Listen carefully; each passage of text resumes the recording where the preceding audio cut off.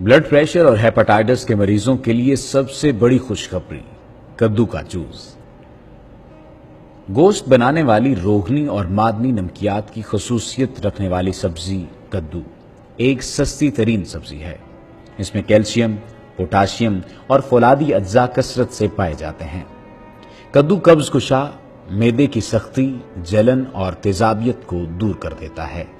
لیکن کدو کھانے والوں کو یہ جان کر خوشی ہوگی کہ کدو کا جوس آنتوں سے تیزابیت اور انفیکشن ختم کر دیتا ہے۔ کدو جوس بنانے کے لیے ایک پورے کدو کو کدوکش کرنے کے بعد نچوڑ لیا جائے تو خاصی مقدار میں جوس حاصل ہوتا ہے۔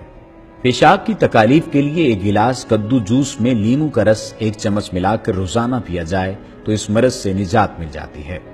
کدو جوس سے گردوں میں پتھریاں بھی نہیں بن پاتی اور اگر چھوٹی موٹی پتھریاں ہوں تو خارج ہو جاتی ہیں۔ کدو کا ایک بڑا فائدہ جگر میں گرمی والوں اور ہیپاٹائٹس کے مریضوں کو ہوتا ہے۔ اس کے لیے مریض کو کم از کم 10 روز تک لگاتار صبح شام 1 گلاس کدو جوس پینا چاہیے۔